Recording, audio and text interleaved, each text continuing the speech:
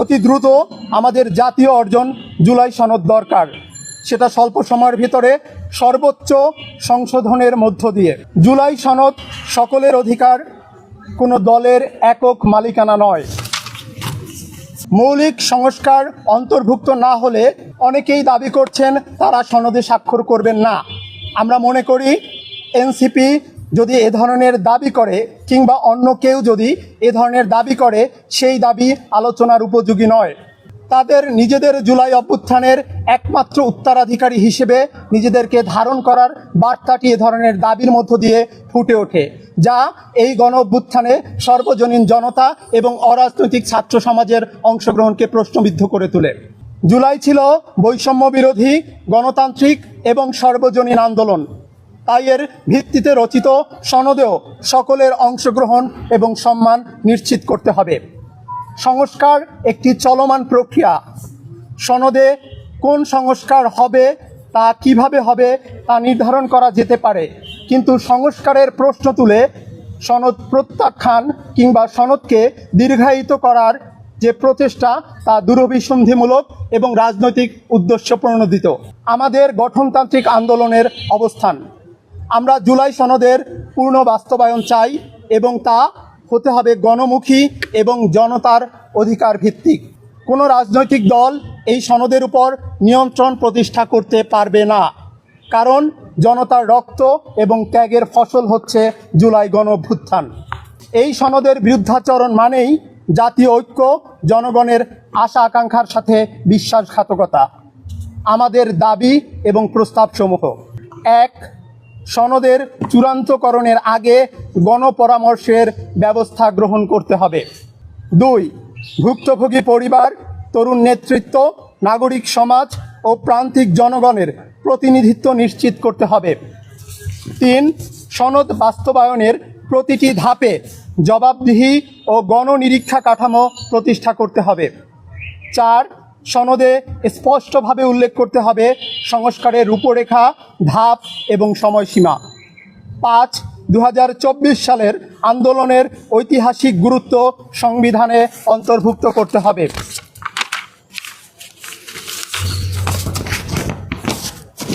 জুলাই সনদ যেহেতু আগামীর বাংলাদেশ কেমন হবে তার একটি লিখিত দলিল, তাই এটাকে গণমুখী করতে সুস্পষ্ট পথরেখা থাকা প্রয়োজন। আমরা এখনও জুলাই সনদ হাতে পাইনি। আমরা প্রত্যাশা করছি চূড়ান্ত সনদ আমাদের সেই আকাঙ্ক্ষা পূরণ করবে। বাংলাদেশ গঠনতান্ত্রিক আন্দোলন দাবি করে খসড়ার দুর্বলতাগুলোকে অ্যাড্রেস করে তার সংশোধন করে অতি স্বল্প সময়ের মধ্যেই জুলাই ঘোষণাপত্র সরকারিভাবে ঘোষণা করা হোক। সেটা যেন কোনোভাবেই আগস্টের 5 তারিখকে অতিক্রম করে না যায়। কোনো রাজনৈতিক দল, গোষ্ঠী কিংবা কোনো সংগঠনের প্রতি সদয় কিংবা তাদের কোনো চাপে যেন এই ঘোষণাপত্র বিলম্বিত না হয়। জুলাই ঘোষণাপত্র ও সনদ নিছক কোনো রাজনৈতিক কাগজ নয়, এটি আমাদের ইতিহাসের ধারাবাহিক অভিব্যক্তি। এই অঞ্চল, এই ভূখণ্ড, এই জনগণ যাদের সংগ্রামের ধারায় আজকের এই সনদ এসেছে, তাদের প্রতি ঋণ স্বীকার ছাড়া এই দলিল অগ্রহণযোগ্য, অসম্পূর্ণ এবং শেষ পর্যন্ত বাতিলযোগ্য হয়ে উঠতে পারে।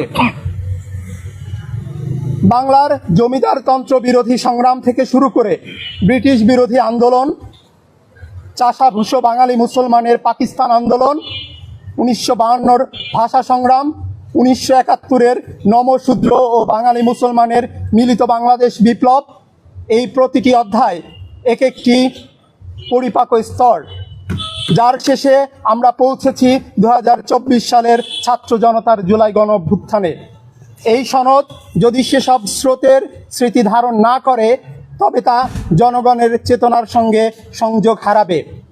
আমাদের মনে রাখা দরকার, ইতিহাস নিছক নৈর্ব্যক্তিক ঘটনাপুঞ্জ নয়। ইতিহাস মানে স্মৃতি, ক্ষমতার ভাষ্য এবং জনগণের নিরন্তর সংগ্রামের দলিল।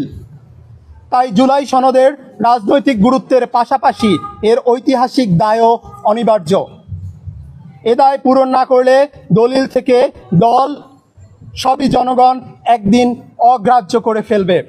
আমরা রাজনৈতিক দল বিএনপিকে জানাতে চাই, জুলাই ঘোষণাপত্রকে অবশ্যই সংবিধানের মূলনীতিতে যুক্ত।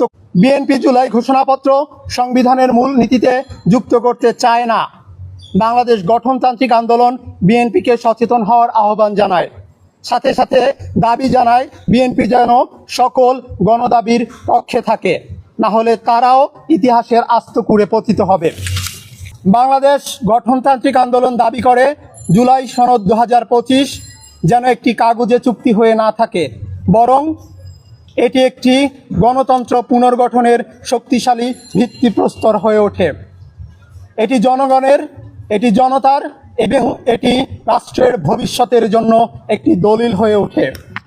আমরা এই খসড়া সনদের পক্ষে, তবে আমরা চাই এটি হোক সত্যিকারের গণতান্ত্রিক সংস্কারের প্রতিশ্রুতি।